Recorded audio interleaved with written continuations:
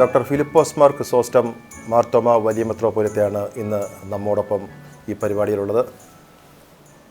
തിരുമേനി സഭയുടെ ചുമതലകൾ ഒഴിഞ്ഞ് ആണല്ലോ ഇപ്പോൾ ഇരിക്കുന്നത്. വലിയ മെത്രാപ്പൊലിത്താണെങ്കിലും ഭരണപരമായ കാര്യങ്ങളിൽ നിന്ന് മാറി നിൽക്കുന്നു. നേരത്തെ തിരക്ക് പിടിച്ച സഭയുടെ ഭരണപരമായ കാര്യങ്ങൾ, ഇപ്പോൾ കുറച്ചുകൂടെ വിശ്രമം.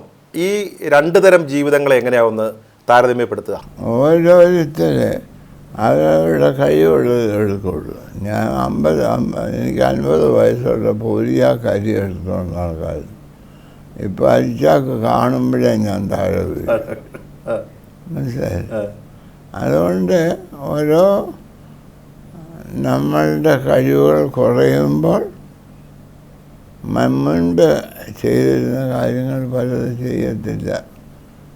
ചെയ്യണമെന്ന് ആഗ്രഹിച്ചാൽ തന്നെ സാധിക്കുകയില്ല. രണ്ടാമത്തെ കാര്യം, ഒരപ്പന് എഴുന്നേറ്റ് നടക്കാനും വയ്യ, മകൻ നല്ല ആരോഗ്യവാനായിരിക്കും. ബുദ്ധിയുള്ള അപ്പനാണെങ്കിൽ അപ്പം കട്ടിലെ കിടന്നിട്ട് മകനോട് പറയും, നീ എല്ലാം നടത്താൻ പറയും. എനിക്ക് അത്രയും ബുദ്ധിയില്ലെങ്കിലും ബുദ്ധി മുഴുവൻ നഷ്ടപ്പെടാത്തത് കൊണ്ട് കഴിവുള്ളവർ നടത്തണം, ഞാൻ കണ്ട് സന്തോഷിച്ചോളാം എന്ന് പറഞ്ഞു. പക്ഷേ തിരുമേനി ഇപ്പം പഴയതിനേക്കാളൊരു വലിയ സെലിബ്രിറ്റി ആയിരിക്കുക. ഇപ്പോഴാ മനുഷ്യർക്ക് എന്നോട് സ്നേഹം ഒന്നും ചെയ്യുന്നില്ലല്ലോ എന്നുള്ളതുകൊണ്ട് ഇയാൾ ഉപദ്രവം ഉണ്ടാക്കുന്നില്ല, സ്നേഹം. അതുകൊണ്ട് എല്ലാവരും പറയും നല്ലതാണ്. അല്ലായിരുന്നെങ്കിൽ ഇപ്പം എത്രയോ പേര് വഴി പറഞ്ഞ് ഈ ഉമ്മൻചാണ്ടി എന്ന് പറയുന്ന ആളെ, അദ്ദേഹം ചീഫ് മിനിസ്റ്റർ ആകുന്നതിന് മുമ്പ് ഇത്രയും ചീത്ത കേൾക്കണ്ടായിരുന്നു. ചെയ്യാതിരുന്നാൽ അതാ ഞാൻ പറഞ്ഞത്, വല്ലതും ചെയ്യുമ്പോഴാണ് വിമർശനം ഉണ്ടാകുന്നത്. ഞാൻ തിരുമേനിയെ കാണുമ്പോഴേ തിരുമേനിയുടെ ഈ ഡ്രസ്സ് ഞാൻ എപ്പോഴും ശ്രദ്ധിക്കും. പല പല നിറത്തിലുള്ള ഡ്രസ്സ്, അപ്പോൾ അതിന് പറ്റിയ പോലുള്ള കുരിശുമാല, ഇതൊക്കെ എങ്ങനെയാണ് അതിൻ്റെ ഇതെങ്ങനെയാണ് സെലക്ട് ചെയ്യുന്നത് ഓരോ ദിവസവും? അതിൻ്റെ പ്രധാന കാരണം, നിങ്ങളൊക്കെ കല്യാണം കഴിച്ചാൽ നിങ്ങൾക്ക് പല നിറം ഭാര്യയുടെ എടുക്കാൻ ധൈര്യവുമില്ല, എടുത്ത ഭാഗവച്ച് തരികയുമില്ല. ഞാൻ കല്യാണം കഴിച്ചായിരുന്നു വ്യത്യാസം ഉണ്ടാകും. അത് ഒരേ നിറം കൊണ്ട് എല്ലാവരെയും കളിപ്പിക്കാൻ ഒക്കുകയായിരുന്നു. അതുകൊണ്ട് നിറം മാറ്റി മാറ്റി വിടണം. പക്ഷേ ഈ തിരുമേനിമാർക്ക്, മെത്രാപ്പൊലിത്തമാർക്കൊക്കെ ഒരു നിയതമായ ചില വേഷങ്ങളുണ്ടല്ലോ, ചില നിറം, ചില വർണ്ണങ്ങൾ ഒക്കെയാണ്, അത്തരത്തിലുള്ള ഡ്രസ്സാണല്ലോ ഉപയോഗിക്കുന്നത്. പക്ഷെ തിരുമേനി, വലിയ തിരുമേനി അതിൽ നിന്ന് വളരെ വ്യത്യസ്തമായിട്ടാണല്ലോ പലപ്പോഴും, വളരെ വളരെ വ്യത്യസ്തമായ നിറങ്ങൾ. ഈ ഉമ്മൻചാണ്ടി പറയുന്നത് സൂക്ഷിച്ചു പറയണം. ഉമ്മൻചാണ്ടി ഡ്രൈവർക്ക് എന്തും പറയാം. അതുകൊണ്ട് നമുക്ക് ചുമതലയില്ലാതെയും നമ്മൾ പറഞ്ഞാൽ വലിയ ലോകത്തിൽ വലിയ കുഴപ്പങ്ങളോ നന്മയോ വരികയുമില്ലെങ്കിൽ നമ്മുടെ വാക്കുകൾക്ക് വലിയ വിഷമമായി. ഈ നിറമൊക്കെ അടുത്ത കാലത്താണോ ഇങ്ങനെ വളരെ വ്യത്യസ്തമായ നിറങ്ങളൊക്കെ ഉപയോഗിച്ചു തുടങ്ങി? ചെറുപ്പം മുതലേ നിറം മാറുമായിരുന്നു എനിക്ക്. ഞാനീ ഇടുന്ന അധിക ഉടുപ്പുകളും വല്ലവരും തന്നതാണ്. ഇതൊക്കെ എവിടുന്ന് കിട്ടുന്നത്? ഈ മാലകളൊക്കെ ഇത് മറ്റ് മാലകളൊക്കെ നിങ്ങളെപ്പോലെ ഇങ്ങനെ വന്ന് ചോദ്യം ചോദിച്ചു മുണ്ടും മടക്കി കുത്തി വീട്ടിൽ പോകാതെ വല്ലതും കൊണ്ട് തരുന്നവരുണ്ട്, അവർ തരുന്ന. പഴയ കാലത്ത് എങ്ങനെ നമ്മൾ ക്രിസ്മസ്, തിരുമേനിയുടെ കൊച്ചുനാളിലൊക്കെ എങ്ങനെ ആഘോഷിച്ചിരുന്നത്? ഞാൻ പണ്ട് ജനിച്ചപ്പോഴും പറയുന്നു ക്രിസ്മസിന് ക്രിസ്തു ജനിച്ചു എന്ന്. ഇപ്പോഴും പറയുന്നു. പണ്ടത്തെ ജനനവും ഇപ്പോഴത്തെ ജനനവും തമ്മിൽ വ്യത്യാസമാണ്. പണ്ട് ഞങ്ങളുടെ ഗ്രാമത്തിലൊക്കെ എല്ലാവരും വീട്ടിലാണ് ജനിച്ചത്. ഇപ്പം വീട്ടിൽ ജനിക്കുന്നത് മോശമാണ്. ആരും വീട്ടിൽ ജനിക്കുന്നില്ല. അത് ഒരു കാര്യം. രണ്ട്, വല്ലവൻ്റെ വീട്ടിലാണ് പോയി ജനിക്കുന്നത്, കാശ് കൊടുത്ത്. യേശു ക്രിസ്തു അങ്ങനെ ജനിച്ച, ഞങ്ങളൊക്കെ സ്വന്തം വീട്ടിൽ ജനിച്ചവരെ. അതൊരു കാര്യം. രണ്ടാമത്തെ ക്രിസ്മസിൻ്റെ ആഘോഷം. ഇന്ന് ക്രിസ്മസ് എന്ന് പറഞ്ഞാൽ മറ്റുള്ളവരെ പറ്റി യാതൊരു ചിന്തയുമില്ലാതെ ഞാൻ എൻ്റെ വീട്ടിൽ 3 ക്രിസ്മസ് ട്രീ, 5 സ്റ്റാറ്, ഇങ്ങനെയൊക്കെ എല്ലാം വേണം. എന്നാലും മറ്റവൻ്റെ വീട്ടിൽ ഒരു കഞ്ഞിയെങ്കിലും കുടിക്കാനുണ്ടോ എന്ന് അന്വേഷിക്കുന്നത്. മുമ്പ് അങ്ങനെ അല്ല. അതായത് എല്ലാ മനുഷ്യനും സമൂഹത്തിൻ്റെ ഭാഗമാണ്. എൻ്റെ അഭിപ്രായത്തിൽ വ്യക്തിയല്ല സമൂഹമാണ് യൂണിറ്റ്. എന്നാൽ ഇന്ന് സമൂഹത്തെ തള്ളിയിട്ട് വ്യക്തി മാത്രം യഥാർത്ഥമാക്കാൻ ശ്രമിക്കുക. മുൻപ് എൻ്റെ വീട്ടിൽ മത്തായി ചേട്ടൻ എന്ന് പറഞ്ഞ ഒരാളുണ്ട്. അങ്ങനെ ഇല്ലായിരുന്നു ഞങ്ങൾക്ക് കപ്പയിടാനൊക്കെ. ആ കപ്പ ഇല്ലായിരുന്നെങ്കിൽ ഞങ്ങൾക്ക് ഭക്ഷണം ശരി കഴിക്കാനൊക്കെ. അപ്പം മത്തായി ചേട്ടൻ എൻ്റെ കുടുംബത്തിൻ്റെ ഒരു അംഗമാണ്. മത്തായി ചേട്ടൻ ഇല്ലെങ്കിൽ എൻ്റെ കുടുംബം നിലനിൽക്കുകയില്ല. ഞങ്ങളുടെ കുടുംബത്തിൽ കപ്പ ഇട്ടില്ലായിരുന്നു മത്തായി ചേട്ടൻ പട്ടിണിയായിപ്പോയത്. മനസ്സിലായി? അതുകൊണ്ട് ഈ സമൂഹം എന്ന് പറയുന്നതാണ് വ്യക്തിയെക്കാളും പ്രധാനമെന്ന് വിശ്വസിക്കുന്ന ആൾ ഞാൻ. ശരിക്കും പറഞ്ഞാൽ വലിയ തിരുമേനി, സമൂഹം മാറിയിട്ട് വ്യക്തികളിലേക്ക് ചുരുങ്ങുമ്പോൾ അതിൻ്റെ ഒരു പ്രകടനം നമ്മളിപ്പോൾ ക്രിസ്മസ് പോലെയുള്ള ആഘോഷങ്ങളിൽ നമ്മൾ കാണുന്നില്ല. സമ്പത്തിൻ്റെ വലിയ അതൊക്കെ അതിനൊരു ഉത്തരവായിരുന്നു. പക്ഷേ അതല്ല. ഇന്ന് സാറ് ക്രിസ്മസ് കാർഡ് അയച്ചു. ആർക്കയച്ചു? എബവ് പോവർട്ടി ലൈനല്ലാതെ വല്ലവർക്കും അയച്ചു. ഞാൻ ആയിക്കോട്ടെ. ക്രിസ്മസ് ഞങ്ങൾ നോക്കി പാർക്കുന്നത് എന്താ, ഈ കേക്ക് എന്ന് പറയുന്ന സാധനം ഞാൻ ജനിച്ചപ്പോൾ ഇങ്ങനെ വഴിയെ തട്ടാനായിട്ടില്ല. അന്ന് ചുരുക്കം ചെയ്യാൻ ഞങ്ങളുടെ കേക്കിന് മലയാളത്തിൽ പായസം എന്നായിരുന്നു പറയുന്നത്. മധുരം പായസമാണ്. അപ്പോൾ പായസം എന്നാണ് ക്രിസ്മസ്. ഇന്ന് ക്രിസ്മസ് എന്ന് പറഞ്ഞാൽ കേക്ക് എന്നാണ്. മുൻപ് ദൈവത്തിൻ്റെ സന്തോഷം അറിയിക്കുന്നത്, ഇപ്പം ദൈവത്തിൻ്റെ പേരിൽ പണം പിരിക്കുന്നത്. അതുകൊണ്ട് എല്ലാം പണം ഓറിയൻറ്റഡായി അനുഭവങ്ങൾ കൊണ്ട്. തിരുമേനിയെ പറ്റി പറയുമ്പോഴേ തിരുമേനിയുടെ നർമ്മബോധത്തെക്കുറിച്ചാണ് എല്ലാവരും പറയുന്നത്. തിരുമേനി എന്ത് പറഞ്ഞാലും നല്ല നർമ്മം പറയുന്നു, തമാശ. ഇത് ഈ ഒരു നർമ്മബോധം അതൊരു എവിടുന്നെങ്കിലും കിട്ടണമല്ലോ. അത് എവിടുന്ന് കിട്ടിയതാ? അത് നമുക്ക് എൻ്റെ കൂടെ പഠിച്ച ഒരു കൊച്ചിന് ഭ്രാന്ത് വന്നു. ഞങ്ങൾ അവനെ കാണാൻ പോയി. അപ്പോൾ അവനെന്ത് പറഞ്ഞാലും ഞങ്ങൾ ചിരിക്കും. അവൻ അങ്ങനത്തെ വർത്തമാനം പറയുന്നത്. മനസ്സിലായോ? അതവന് വേറെ ഒന്നും കിട്ടിയല്ല, ഭ്രാന്ത് കൊണ്ടുവന്നതാണ്. ഭ്രാന്തെന്ന് പറഞ്ഞാൽ സാധാരണക്കാരിൽ നിന്ന് വ്യത്യസ്തമായി ചെയ്യുന്നു. ഞാനെപ്പോഴും പറയും, ഞങ്ങളുടെ പഠിക്കുമ്പോൾ കുറുപ്പച്ചെന്നും പറഞ്ഞൊരുത്തരുണ്ട്. ഭ്രാന്തൻ. അയാൾ ചെയ്യുന്നത് വഴിയിൽ കിടക്കുന്ന മുള്ളും കല്ലും എല്ലാം പറക്കി ഒരു സഞ്ചിയിലിടും. വഴിയിൽ കല്ലും മുള്ളും ഇടുന്ന ഞങ്ങൾ സുബോധമുള്ളവരും അത് പറക്കി അവിടെ ആക്കുന്ന കുറുപ്പച്ചൻ ഭ്രാന്തനും എന്നായിരുന്നു അന്നത്തെ ചിന്ത. ഇന്നും അതാ ചെയ്യുന്നത്.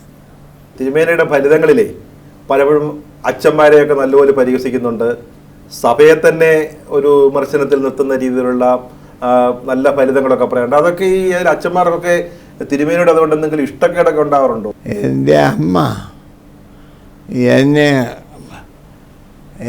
എൻ്റെ അയൽവാസിയോട് എന്നെ പറ്റി നല്ല അഭിപ്രായം. എന്നോട് ഒരിക്കലും പറയത്തില്ല, നീ ജോലി പഠിക്കുന്നില്ല, നീ മുണ്ട് കൊടുക്കുന്ന, ഒരറ്റം പൊങ്ങി ഒരറ്റം താണുമാ കിടക്കുന്നത് എന്നൊക്കെ പറയാം. എൻ്റെ അയൽവാസിയോട് പറയത്തില്ല അങ്ങനെ. എൻ്റെ അയൽവാസിയോട് എന്നെപ്പറ്റി ദോഷമേ അല്ല നന്മയെ പറയുകയുള്ളൂ. എന്നോട് ഞാൻ തിരുത്തേണ്ടതേ പറയുകയുള്ളൂ. അതുകൊണ്ട് ഈ എൻ്റെ സഭയും ജനങ്ങളും ഞാൻ എന്ത് പറഞ്ഞാലും ഞങ്ങൾ തിരുമേനില്ല, അവർ നല്ലത് പറയും. തിരുമേനി പണ്ടൊരു കഥ പറഞ്ഞിങ്ങനെ സ്വർഗത്തിലെത്തിയ രണ്ട് കാമുകന്മാര് അവരെ കല്യാണം കഴിച്ചില്ലായിരുന്നു. അപ്പോൾ രണ്ടുപേരും മരിച്ചുപോയി. അപ്പോൾ അവിടെ ചെന്നപ്പോൾ ദൈവത്തിൻ്റെ അടുത്ത് പറഞ്ഞ് ഞങ്ങളെ ഒന്ന് കല്യാണം കഴിപ്പിച്ചു തരണമെന്ന്. അപ്പോൾ വർഷങ്ങളായിട്ടും കല്യാണം നടക്കുന്നില്ല. അപ്പം ചോദിച്ചപ്പോൾ പറഞ്ഞു, ഒരച്ഛൻ വേണമല്ലോ, ഒരച്ഛൻ ഈ വഴി വന്നിട്ട് വർഷങ്ങളായി എന്ന് പറഞ്ഞു. ഇതൊക്കെ ഭയങ്കര, ശരിക്കും പറഞ്ഞാൽ ഒരു ഫലിതമാണെങ്കിലും വലിയ അർത്ഥങ്ങളും അർത്ഥതലങ്ങളും ഉള്ളതാണ്. അതെ, ഞാനിപ്പോൾ ആ കഥ പറഞ്ഞത് പല വിധത്തിൽ വ്യാഖ്യാനിക്കാം. അച്ഛന്മാരെല്ലാം കാണും, അച്ഛന്മാർക്കും വഴി തെറ്റാം സാധ്യത എന്ന് വ്യാഖ്യാനിക്കാം. ഞാൻ എൻ്റെ അച്ഛന്മാരോട് പറഞ്ഞത് നമ്മൾ അച്ഛനും മെത്രാച്ഛനാണെന്നും പറഞ്ഞുകൊണ്ട് ഇരിക്കരുത്, നമ്മളും സൂക്ഷിച്ച് ജീവിക്കണം. അതാ വിധത്തിൽ വ്യാഖ്യാനിച്ചെടുക്കും. എൻ്റെ അമ്മ എന്നെ ഒരു കുറ്റം പറഞ്ഞാൽ എനിക്ക് പിണക്കില്ല. എൻ്റെ അയൽവക്കത്തുകാരൻ്റെ അമ്മ വല്ലതും പറഞ്ഞാൽ ഞാൻ എന്തേലും രണ്ട് വാക്ക് പറഞ്ഞേ പോരുള്ളൂ. എൻ്റെ അമ്മ എല്ലാവരും അങ്ങനെ എടുക്കുമോ ഈ ഫലിതങ്ങളെ? ഈ പിണക്കം വിരോധത്തെ അഭിമുഖീകരിക്കാൻ നമ്മൾ പഠിക്കണം. ഈ വലിയ തിരുമേനി ഇപ്പം ക്രിസോസ്റ്റം മെത്രാപ്പൊലീത്ത തിരുമേനി ഇപ്പം വലിയൊരു സെലിബ്രിറ്റിയാണ്. ആർക്കും ഒരു വലിയ സെലിബ്രിറ്റി ആണല്ലോ. എല്ലാവരും ഇപ്പം തിരുമേനിയെ പ്രസംഗിക്കാൻ വിളിക്കുന്നു, തിരുമേനിയെ കാണാൻ ആളുകൾ വരുന്നു. ആർക്കെങ്കിലും അസൂയുള്ളതായിട്ട് തോന്നിയിട്ടുണ്ടോ? ഈ അസൂയ, എന്നെപ്പറ്റി ആർക്കെങ്കിലും അസൂയ ഉണ്ടെങ്കിൽ എനിക്ക് വലിയ സന്തോഷം. അതിൻ്റെ അർത്ഥം എന്നെ അവരെ ഉയർന്ന ഒരു സ്ഥാനത്താണ് കാണുന്നത്. അത് നമുക്കില്ലാത്ത സ്ഥാനം ഉണ്ടെന്നൊരുത്തിന് ബോധം വരുമ്പോൾ നമുക്ക് അവന് ഉള്ളിൽ ബഹുമാനം. തിരുമേനി മറ്റ് പല മെത്രാപ്പൊലീത്തമാരെ നോക്കുമ്പോഴേ തിരുമേനി കുറച്ചുകൂടി ഒരു മതേതര നിലപാടുകൾ സ്വീകരിക്കുന്ന ആളാണ്. എല്ലാവരും ദൈവത്തിൽ വിശ്വസിക്കുന്നവർ, ദൈവം ഇല്ലെന്ന് പറയുന്നവരും. അതിന് ഒരു കമ്മ്യൂണിസ്റ്റുകാരനെ കോടതി വിസ്തരിച്ചു, നീ ദൈവത്തിൽ വിശ്വസിക്കണമെന്ന് ചോദിച്ചു. അവനില്ലെന്ന് പറഞ്ഞു.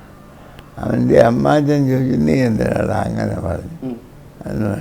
ഉടനെ അവനാ ചോദിച്ചു, അച്ചായ ഞാനില്ലെന്ന് പറഞ്ഞാണ് ദൈവം ഇല്ലാതാകുമോ?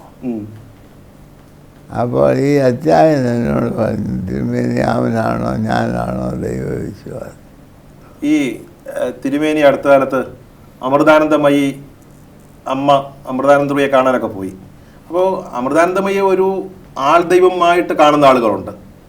പക്ഷെ നമ്മുടെ ക്രൈസ്തവ വിശ്വാസങ്ങളനുസരിച്ച് ആൾ ദൈവങ്ങളെ നമുക്ക് ആൾ ദൈവങ്ങളായിട്ട് കാണുന്നത് ശരിയല്ല. അതിലെന്തേലും വിമർശനങ്ങളൊക്കെ ഉണ്ടായി. അതിനെ എങ്ങനെയാണ് തിരുമേനി കാണുന്നത്? ഞാൻ ഈ ആൾ ദൈവം എന്നുണ്ട് ആശയം എവിടെ നിന്ന് വന്നു? അങ്ങനത്തെ ദൈവമുണ്ട്. ആൾ ദൈവം, ദൂതൻ ദൈവം, ദൈവം അങ്ങനെയൊന്നുമില്ല. ഒറ്റ ദൈവമേ ഉള്ളൂ. ഇപ്പോൾ എൻ്റെ അഭിപ്രായത്തിൽ ഒരു ദൈവമേ ഉള്ളൂ.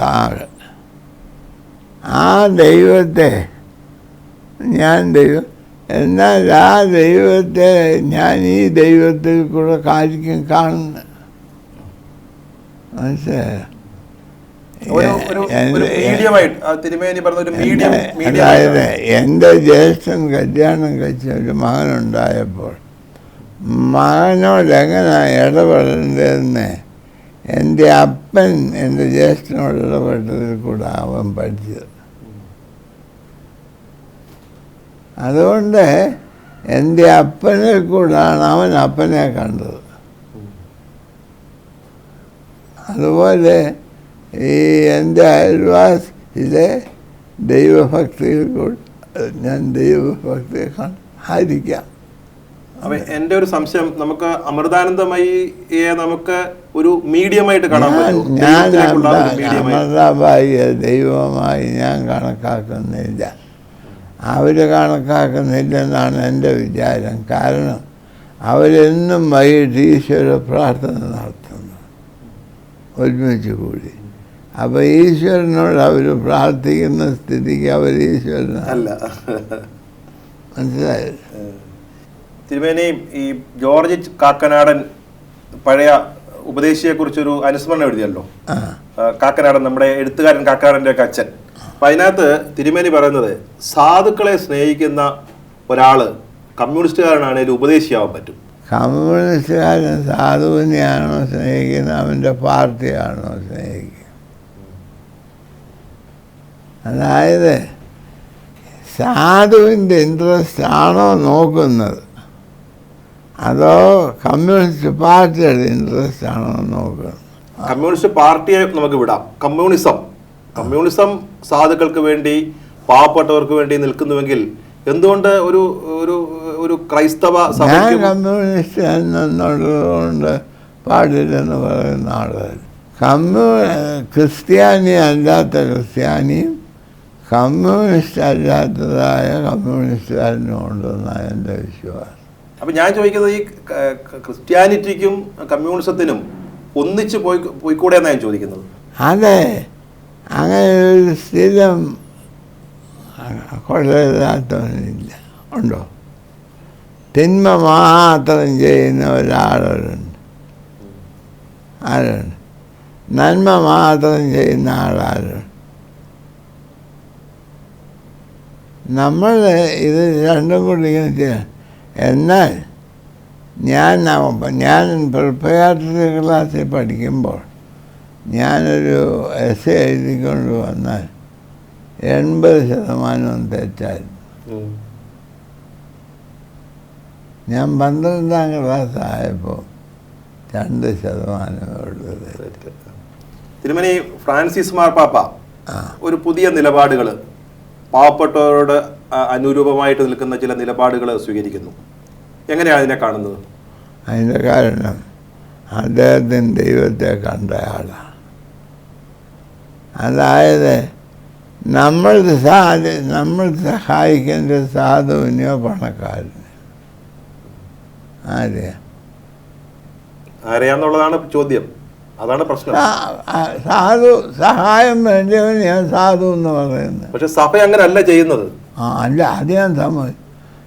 സാറിന് ഇപ്പോൾ ഒരു എത്ര വയസ്സ് കാണും? സൂക്ഷം വേണ്ട, 2-3 തെറ്റിച്ചു പറ. 57 വയസ്സ്. ശരിയാ സാറ് 57 വയസ്സുള്ള സാർ ഇത്രയും നാളായി മനസ്സിലാക്കിയിട്ടോ ഈ സഭയുടെ കയ്യിൽ ഒത്തിരി കുറ്റം കേടുണ്ട്? മനസ്സിലാക്കിയിട്ടില്ലയോ? മനസ്സിലാക്കിയിട്ടുണ്ട്. അതുകൊണ്ട് ഈ സഭ കാണിക്കുന്നതെല്ലാം ശരിയാണ് അല്ലെന്ന് വിശ്വസിക്കുന്ന ആളാണ് ഞാൻ. പക്ഷെ തിരുമേനി, ക്രിസ്തുവിന്റെ ആത്മാവ് സഭയിൽ നിറയുന്നില്ലെങ്കിൽ സഭയുടെ ഭാവി എന്താ? സഭയുടെ ഭാവി അതാ പറഞ്ഞ, സഭ ദൈവത്തിൻ്റെ ആത്മാവിന് കീഴ്പ്പെടുന്നില്ലെങ്കിൽ സഭ ദൈവത്തിൽ തന്നെ കീഴ്പ്പെടുകയാണെങ്കിൽ വളർന്നു വരാം. ഇപ്പോൾ തന്നെ ഫ്രാൻസിസ് പാപ്പായെ പോലെ ഒരു പാപ്പ കത്തോലിക്കായിലുണ്ടായിരുന്നു. മനസ്സിലായോ? ഈ ആലഞ്ചേരി തിരുമേനിയോ ക്ലിമ്മിസ് നാട് കൊണ്ടോ അല്ല ആ സഭ നിൽക്കുന്നത്. ഈ ഫ്രാൻസിസ് പാപ്പ ഉള്ളത് കൊണ്ടാണ് ഇതുവരെ പോകാതെ നിൽക്കുന്നത്. ഞാൻ പറയും, ഒരു വിമോചന ദൈവശാസ്ത്രം, ലിബറേഷൻ തിയോളജി വളർന്നു വന്നു. പക്ഷെ സഭ തന്നെ അതിനെ തകർത്ത് കളഞ്ഞു. പക്ഷെ അതിനൊരു ബദലായിട്ട് ഒരു പക്ഷേ ഫ്രാൻസിസ് പാപ്പായുടെ പുതിയ നിലപാടുകൾ സഭയ്ക്കൊരു പുതിയ മുഖം നൽകാൻ സാധ്യമാകൂ. അതായത് ഫ്രാൻസിസ് പാപ്പ വഴിതെറ്റിയ സഭയെ ശരിയായ വഴിയിലേക്ക് കൊണ്ടുവരാൻ ശ്രമിക്കുന്നു. നമ്മൾ പോയ വഴിയേയും ചിലപ്പം അവിടെ ചെന്ന് എത്താം. അത് 3 ദിവസം എടുക്കും കറങ്ങി. ഫ്രാൻസിസ് പാപ്പ പറഞ്ഞ വഴിയെ പോയാൽ 3 മണിക്കൂർ കൊണ്ടില്ല. പക്ഷേ ഈ വ്യവസ്ഥാപിത സഭ അതിന് അനുവദിക്കുമോ? ഈ പാപ്പ മാത്രമല്ലോ സഭ. ഞാൻ സമ്മതിച്ചു, സഭ അനുവദിക്കും. എന്നാൽ സഭയെ ഭരിക്കുന്നതായ സമൂഹം അനുവദിക്കുക. കാരണം അവരുടെ കാര്യങ്ങൾ സാധിച്ചു കിട്ടണം, അതിന് സഭയെ ഉപയോഗിക്കുകയാണ്. അല്ലാതെ സഭ വളരാൻ വേണ്ടി അവരെ ഉപയോഗിക്കുകയല്ല. ഒരു വശം ആലോചിക്കുകയാണെങ്കിൽ ഇപ്പം ഇവിടുത്തെ ഈ കസ്തൂരികായ റിപ്പോർട്ടുമൊക്കെ ഉണ്ട്. രംഗൻ ഇതിൽ തന്നെ ആ ജനങ്ങളെയുള്ള സങ്കടം കൊണ്ടാണോ അത് ഇവർ ജനങ്ങൾക്ക് എനിക്ക് കാശ് തരാൻ പണമില്ലാതായി പോകും എന്നുള്ള പേടി കൊണ്ടാണോ ഇപ്പോഴെന്ന് ആലോചിക്കണം. തിരുമേനി വളരെ പ്രധാന കാര്യം, അതായത് കസ്തൂരി രംഗൻ റിപ്പോർട്ട് അല്ലെങ്കിൽ ഗാഡ്ഗിൽ റിപ്പോർട്ട്, ഇതിനെതിരെ സഭ ഒരു വലിയ ഒരു വലിയ പ്രക്ഷോഭത്തിന്റെ പാതയിലേക്ക് വരുന്നത്. അതിൽ ഒരു ചോദ്യമുള്ളത്, ക്രൈസ്തവ സഭ എന്നും പരിസ്ഥിതിക്കെതിരാണ്, അല്ലെങ്കിൽ അങ്ങനെയാണ് ചിത്രീകരിക്കപ്പെടുന്നത്. അതെ, അതുകൊണ്ടാണ് നമ്മൾ വേണ്ടത് മനുഷ്യന് വേണ്ടി വേണം ജീവിക്കാൻ, കത്തോലിക്ക സഭയ്ക്ക് വേണ്ടിയല്ല. കസ്തൂരി രംഗൻ ഗാഡ്ഗിൽ റിപ്പോർട്ടുകൾ നടപ്പാക്കുന്ന കാര്യത്തിൽ വലിയ തിരുമേനി എവിടെയാണ് നിൽക്കുന്നത്? നമ്മൾ ആലോചിച്ച് നോക്കേണ്ടത്, യേശു ക്രിസ്തു ഇന്ന് ജീവിച്ചിരിക്കുന്നെങ്കിൽ എന്തായിരിക്കും നമുക്ക് സൂക്ഷ്മം പറയാൻ നോക്കുക, എന്താണെന്ന് കണ്ടുപിടിച്ച് അതിനോട് യോജിക്കണം. ഈ കത്തോലിക്കന് എന്ത് വരുമെന്നല്ല, മനുഷ്യൻ എന്ത് വരുമെന്ന് നോക്കണം. ഇപ്പോൾ ഇതെല്ലാം കത്തോലിക്കലി ഡോമിനേറ്റഡ് സ്ഥലത്താണ് ഇപ്പം ഈ പറയുന്നതല്ല. അതുകൊണ്ട് കത്തോലിക്കർക്ക് കൂടുതൽ കുഴപ്പം വരുന്നുകൊണ്ട് എതിർത്തു. അവിടെ അധികം കത്തോലിക്കലില്ലാതെ ആരും എന്നാ ചെയ്തത്. അത് മനുഷ്യ സ്നേഹമല്ല. ചെങ്ങറ ഭൂമിക്ക് വേണ്ടി സമരം നടത്തിയപ്പം ഒരു മെത്രാപ്പോലിത്ത ഉണ്ടായിരുന്നു, ഒരു പാവപ്പെട്ട ഒരു കൂറിലോസ് മെത്രാപ്പോലിത്ത മാത്രമേ അവരെ സഹായിക്കാനുണ്ടായിരുന്നുള്ളൂ. അതാണ് ഞാൻ പറഞ്ഞത്. അപ്പം അതിൻ്റെ അർത്ഥം നമുക്ക് മനുഷ്യരോടല്ല താല്പര്യം, കത്തോലിക്കരോടുള്ള താല്പര്യം, മാർത്തമ്മക്കാരനോടുള്ള താല്പര്യം. നമ്മുടെ തൊട്ടടുത്താണ് ഈ ആറന്മുള ഒരു വിമാനത്താവളം വരുന്ന വലിയ വിവാദമായിരിക്കും. തിരുമേനിക്ക് എന്താ അതിനെക്കുറിച്ച്? എനിക്കിതിനൊക്കെ പറയാനുള്ളത് ഇപ്പോൾ പറയാൻ അറിഞ്ഞുകൂടാ. ഞാൻ പറയും, ഞാൻ ആറന്മുള ഒരു വിമാനത്താവളം വരുന്നതിന് വളരെ അനുകൂലിയാണ്. എന്നാൽ ഇത് ചെയ്യുന്നതിൻ്റെ ഫലമായി ആറന്മുളയിലെ വെള്ളമില്ലാതാകുന്നതാണോ പ്ലെയിൻ ഇല്ലാതാകുന്നതാണോ കൂടിയ ആവശ്യം. അതിൻ്റെ ഫലമായി ആറന്മുളക്കാർക്ക് കുടിക്കാൻ വെള്ളവുമില്ല, താമസിക്കാൻ വീടുമില്ലെന്ന് വരുമെങ്കിൽ എനിക്കിഷ്ടമായി. തിരുമേനി ആണ്ട് സെഞ്ചുറിയോട് അടുക്കുകയാണ് തിരുമേനി. അപ്പോൾ ഈ കഴിഞ്ഞ കാലം നോക്കുമ്പോൾ നമ്മുടെ സ്വന്തം ജീവിതത്തെ എങ്ങനെ വിലയിരുത്തും? ദൈവം തിരുമേനിക്ക് എന്തൊക്കെ തന്നു, തിരുമേനി സമൂഹത്തിന് എന്തു കൊടുത്തു, എങ്ങനെയാണ് ഈ ജീവിതത്തെ ഒന്ന് ചുരുക്കി ഒന്ന് വിലയിരുത്തിയാൽ? എനിക്കുള്ളതെല്ലാം ദൈവം തന്നതാണ്.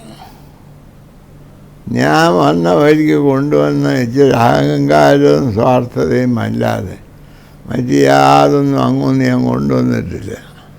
ഞാൻ പറഞ്ഞത് ആണ്, ഞാൻ കൊടുത്തിട്ടുണ്ട്, എന്നാൽ കിട്ടിയതുമായി കണക്കാക്കുമ്പോൾ കുറവാണ്. തിരുവനന്തപുരം ഇത്രയും സമയം ഞങ്ങൾക്ക് വേണ്ടി ചെലവഴിച്ച് വളരെ സന്തോഷമുണ്ട്. വളരെ സന്തോഷകരമായ ഒരു ക്രിസ്മസും ഒരു പുതുവത്സരവും ഞങ്ങൾ പ്രാർത്ഥിക്കുന്നു. ഒരു വല്യപ്പൻ്റെ അഭിപ്രായം കേൾക്കാൻ, വല്യപ്പൻ എന്ന് പറഞ്ഞാൽ അദ്ദേഹം ജനിച്ച കാലത്തെ ആശയത്തിന് ഇന്ന് വിലയില്ലെന്നുള്ളതായി വല്യപ്പൻ എന്ന് പറഞ്ഞത്. അതറിയാവുന്നതായ ഒരു മാധ്യമക്കാർ വന്ന് ഇതിൻ്റെ പടമൊക്കെ എടുത്ത് അത് ലോകരോടെല്ലാം അത് വസാക്കുകയും ചെയ്യുമ്പോൾ നിങ്ങൾ എന്നോട് എത്രയോ വലിയ ബഹുമാനവും അതുമാണ്. എനിക്ക് മരിക്കാറായപ്പോൾ എന്നെ സ്നേഹിക്കുകയും ബഹുമാനിക്കുകയും എൻ്റെ നന്മയ്ക്ക് വേണ്ടി വാഞ്ചിക്കുകയും ചെയ്യുന്ന 5-6 ആളുകളെ ഒരുമിച്ച് കാണാൻ ഒരവസരം എനിക്ക് കിട്ടിയതിൽ ദൈവത്തെ സ്തുതിക്കുന്നു. നിങ്ങളുടെ ഈ മാധ്യമത്തിൻ്റെ ഇന്നത്തെ പ്രവൃത്തി കൊണ്ട് ഞാൻ ഇന്നലത്തേതിനേക്കാൾ ഒരു വലിയ ആളായി നാളെ മരിക്കും. അതുകൊണ്ട് എൻ്റെ മരണത്തിന് അന്തസ്സ് വർദ്ധിപ്പിച്ച നിങ്ങളോട് എനിക്കുള്ള നന്ദി അറിയിച്ചുകൊണ്ട്